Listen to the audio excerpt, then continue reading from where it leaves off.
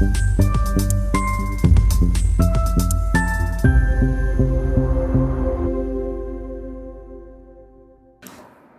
मित्रांनो, सगळं काही सुरळीत सुरू आहे असं वाटत असताना आज पुन्हा एकदा होर्मुझची सामुद्रधुनी बंद करण्यात आली. तेलानी भरलेल्या टँकरवर इराणच्या इस्लामिक रिव्होल्युशनरी गार्डच्या नेव्हीच्या गनबोटनी गोळीबार केला आणि त्यामुळे पुन्हा एकदा वाहतूक ठप्प झाली. काल जेव्हा इस्रायल आणि लेबनॉन यांच्यामध्ये युद्धविराम झाला आणि तो 24 तास उलटल्यानंतरही तो अबाधित राहिला, तेव्हा इराणनी घोषणा केली होती की आम्ही आता होर्मुझची सामुद्रधुनी पूर्णपणे उघडत आहोत. अमेरिकेने होर्मुझच्या सामुद्रधुनीभोवती जो वेढा घातलेला आहे तो काही सोडला नव्हता, पण काल संध्याकाळी अमेरिकेने देखील होर्मुझची सामुद्रधुनी उघडल्याची घोषणा केली. आता त्यामागे घोषणा होती का पैसे कमवायचा स्मार्ट तरीका, म्हणजे ट्रम्प यांच्याबाबत हे आरोप सातत्याने होत आहेत की शुक्रवारी मार्केट बंद होताना अशा प्रकारची काही घोषणा करायची आणि त्याच्या वेळेला घोषणा होत असतानाच जोरदार शेअरची, म्हणजे लोक सगळे खरेदी करत असताना आपण शेअर विकायचे आणि पैसा कमवायचा, आणि रविवारी रात्री पुन्हा काहीतरी घोषणा करायची की सोमवारी मार्केट धाडकन कोसळलं पाहिजे. आणि त्यामुळे ट्रम्प यांच्या घोषणेनंतर किंवा अमेरिकेच्या घोषणेनंतर पुन्हा एकदा मार्केटमध्ये मोठी तेजी परतली. क्रूड ऑइलचे भाव $10 कमी झाले, $90च्याही खालती आले, $83 खालती आलेले. आणि ते झाल्यानंतर ट्रम्प यांनी सगळं काही म्हणजे आपणच जिंकलो आहोत अशा आविर्भावात आपल्या ट्रूथ सोशल मीडियावर वेगवेगळी ट्विट करायला, वेगवेगळी ट्रूथ टाकायला सुरुवात केली. आणि त्याच्यानंतर इराणमधला अंतर्गत मतभेद उफाळून आले, थोडेसे बाहेर आले. म्हणजे त्यांचे परराष्ट्रमंत्री अब्बास आराक्ची यांच्या वक्तव्यावर तिथल्याच रिपब्लिकन गार्डच्या वृत्तसंस्थेने टीका केली. प्रेस टीव्हीची जी त्यांचा जो प्रवक्ता असतो लष्कराचा, रिव्होल्युशनरी गार्डचा, त्यांनी त्याच्यावर टीका केली. नंतर जे इराणच्या संसदेचे अध्यक्ष स्पीकर आहेत त्यांनी देखील ट्रम्प यांना थेट आव्हान दिलं. त्यांनी सांगितलं की अशा प्रकारे ट्विटरवर किंवा सोशल मीडियावर पोस्ट टाकून युद्ध संपत नाही किंवा शांतता नांदत नाही, त्याच्यासाठी बसून वाटाघाटी कराव्या लागतात. आणि अजूनही काही बदल घडलेला नाही आहे. इराण अजूनही आपल्या मागण्यांवर ठाम आहे आणि काही बदललेलं नाही आहे. आणि हे झाल्यानंतर पुन्हा आज दुपारी थोड्या वेळापूर्वी जेव्हा पर्शियन आखाताच्या बाहेर जहाजं पडण्यासाठी त्यांची वाटचाल सुरू झाली होती, ही घटना घडली आणि पुन्हा एकदा त्याच्यामध्ये फुल स्टॉप आला. आणि त्याच्यामुळे सगळ्यांच्या मनात हा प्रश्न निर्माण झालेला आहे की नेमकं चालू काय आहे. कारण अशी अपेक्षा होती की उद्या इस्लामाबादमध्ये पुन्हा एकदा वाटाघाटींना सुरुवात होईल.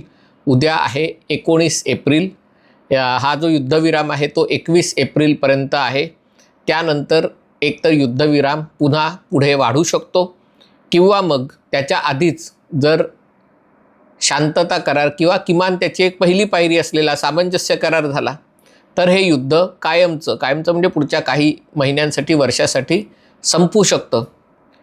आणि त्यामुळे आज चिन्ह तर अशी दिसत होती की अमेरिका पाकिस्तानचं कौतुक करत होता.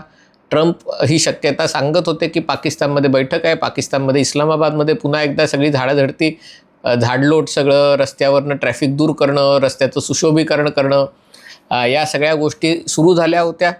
आणि ट्रम्प यांच्या वेगवेगळ्या वक्तव्यातनं असं दिसत होतं की सोमवारी म्हणजे 20 तारखेला इराण आणि अमेरिका यांच्यामध्ये काहीतरी पॉझिटिव्ह डेव्हलपमेंट होऊ शकते.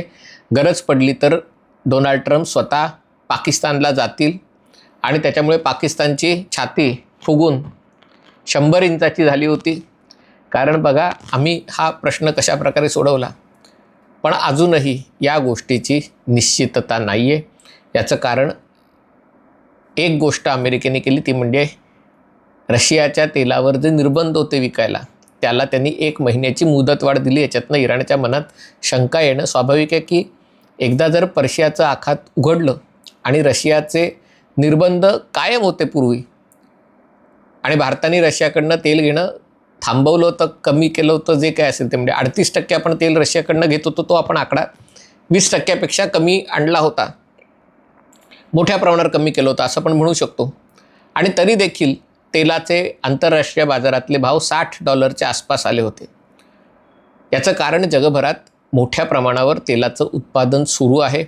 अचानक 20% खनिज तेल ऑफ मार्केट झाल्यामुळे तेलाचे भाव वाढले. खास करून आशिया खंडात ते जास्त वाढले, कारण भाव अमेरिकेत कमी असेल किंवा व्हेनेझुएलात असेल, तिकडनं टँकर भरून तेल, भारतासारखे देश अनेक टँकर तेल खरेदी करू शकतो, पण ते छोटे देश आहेत.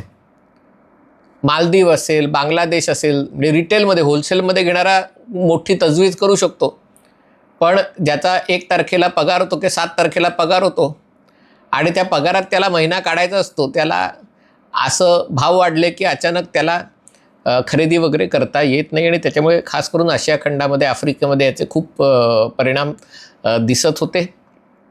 आणि त्याच्यामुळे इराणच्या मनात ही शंका निर्माण झाली की रशियाच्या तेलाला तुम्ही 1 महिन्याची मुदतवाढ दिली, याचा अर्थ हा संघर्ष संपणार नाही असा अमेरिकेचा किमान होरा तरी असावा किंवा इच्छा तरी असावी, किंवा अमेरिका संघर्ष संपल्याचं नाटक करेल आणि इस्रायल येऊन हल्ला करेल. म्हणजे आणि मग म्हणेल, अमेरिका म्हणेल आम्हाला माहीत नाही, इस्रायलने हल्ला केला, इस्रायल म्हणेल आम्ही या वाटाघाटीतच नव्हतो. आणि त्यामुळे अशी काहीतरी शंका निर्माण होणं इराणच्या मनात स्वाभाविक आहे. इराणसाठी हे महत्त्वाचं आहे, कारण त्यांच्या हातात हाच एक हुकमाचा एक काय, एकदा समजा आखातातली जहाजं बाहेर गेली, म्हणजे पुन्हा हे युद्ध महिनाभराने झालं असं, तर इराणच्या हातात तो हुकमाचा एक्का असणार नाही. कारण तोपर्यंत जेव्हा ही कोंडी सुटेल तेव्हा एकतर तेल मोठ्या प्रमाणावर आखातातनं बाहेर जाईल, आणि दुसरी गोष्ट, प्रत्येक देश प्लॅन बीचा विचार करायला, आत्ता प्लॅन बीचा विचारच करू शकत नाही, पण एकदा या गोष्टी सुरळीत झाल्या की प्लॅन बीचा विचार करायला लागेल. आणि मग पुढच्या वेळेला समजा असा संघर्ष झाला आणि इराणनी जरी होर्मुझची सामुद्रधुनी अडवून धरली, तरी त्याचा परिणाम जो आत्ता होतोय तो होणार नाही, याची इराणलाही कल्पना आहे. आणि त्यामुळे इराणसाठी जे काही आहे ते इथे आत्ता या क्षणी, म्हणजे आत्ता सोडवायचं तर प्रश्न पूर्ण सोडवा, नाहीतर मग युद्ध होऊ द्या, अशी इराणची भूमिका आहे. जे साधारणतः दहशतवाद्यांची वाटाघाटी करताना खास करून दहशतवाद्यांच्या मागण्या असतात, सरकार लगेच त्यांना धुडकावून लावत नाही. त्याला एक गुड कॉप बॅड कॉप, म्हणजे एक वाटाघाटी करणारा असतो, तो त्यांच्याशी सकारात्मक बोलतो, नाही नाही मी समजू शकतो तुम्ही हे का केलं आहे, तुमचा मुद्दा मला मान्य आहे, पण काहीतरी विचार करा. दुसरा असतो तो म्हणतो, गेला तेल लावत मी तुम्हाला ठोकूनच काढतो, मी तुम्हाला उद्ध्वस्त करतो. आणि त्याच्यामुळे अशा प्रकारे ज्याला माइंड गेम्स म्हणतात, माइंड गेममध्ये खेळून ज्याच्या हातात हुकमाचा एक्का असतो त्याची पोझिशन, त्याची भूमिका सौम्य करण्याचा पद्धतशीर प्रयत्न केला जातो. देशांमधल्या वाटाघाटीतही अशीच गोष्ट होते की एक बाजू इराणला असं दाखवून देते की बघा तुम्ही, आम्ही मान्य केलं, तुमची शक्ती आहे, तुमची ताकद आहे, चला पुढचं परवा काय, उद्या काय करायचं, परवा काय करायचं ते बोलूया. दुसरी बाजू असते ती म्हणते, तुम्हाला जे अडवायचं ते अडवा, आम्ही तुम्हाला ठोकून काढू, आम्ही तुम्हाला भाजून काढू, काही फरक नाही पडत. आणि या सगळ्या याच्यामध्ये इराणचं शीर्षस्थ नेतृत्व कापलं गेल्यामुळे जे पुढच्या फळीचं नेतृत्व आहे त्यांना सुरुवातीच्या दिवसात ते सरपे कफन बांध के चले है अशा प्रकारचं त्यांचं एक वागणं होतं. कारण त्यांना माहिती आहे की यांना जसं आयातुल्ला अली खामेनी, अहमदीनेजाद आणि इतर सगळ्या अली लारिजानी यांना उडवलं, तर या अराक्ची वगैरे यांना मारणं, गालिबाफ वगैरे यांना मारणं काय अमेरिकेसाठी अवघड नाही आहे. आणि त्यामुळे ते जीवावर उदार होऊन ते वागत होते. पण गेल्या आठवड्याभरात त्यांच्याही मनात मनमे लड्डू फुटा, मनमे दुसरा लड्डू फुटा अशी अवस्था निर्माण झालेली. हीच ती वेळ असते जेव्हा तुम्ही समोरच्यावर दबाव टाकून त्याला आणखीन 4 पावलं पुढे यायला भाग पडू शकता, त्याच्याकडनं आणखीन सवलती तुम्ही मिळवू शकता. आणि अशा परिस्थितीमध्ये अमेरिका इराण असताना अचानक इराणनी आपली भूमिका अधिक ताठर केलेली आहे. आता याच्यामध्ये पुन्हा काय होतं ते बघणं महत्त्वाचं आहे. कारण ट्रम्प यांच्यासाठी ही कोंडी सोडवणं जसं महत्त्वाचं आहे, तसं एकीकडे इस्रायलचा त्यांच्यावर दबाव आहे, अमेरिकेतल्या या लॉबीचा दबाव आहे, आखाती देशांचा दबाव आहे. कारण अशा परिस्थितीत जर हे युद्ध संपलं तर अमेरिका आणि आखाती देशांमधले संबंध पुन्हा पूर्वीसारखे होणार नाहीत. म्हणजे ते देश काही स्वतःचं संरक्षण करू शकणार नाहीत, पण ते रशियाच्या मागे जायचा प्रयत्न, म्हणजे ती त्यांची जी अमेरिकेवरचं अवलंबित्व आहे ते कमी करण्याचा प्रयत्न करतील. चीनशी पण ते संबंध वाढवतील, इराणलाही लाच देतील.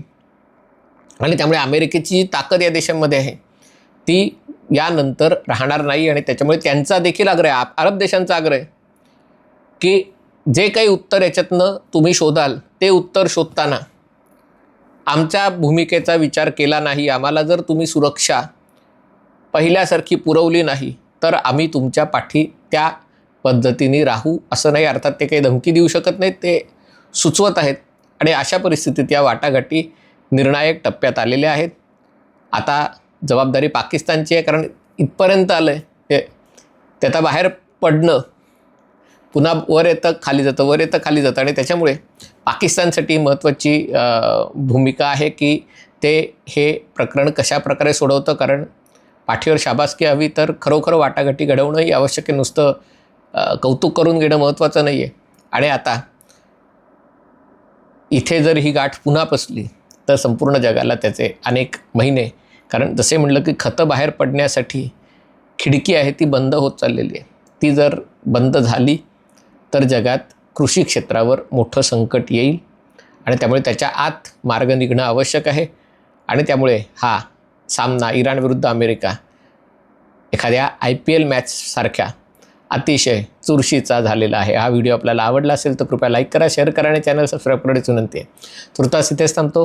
पाहत रहा MH48.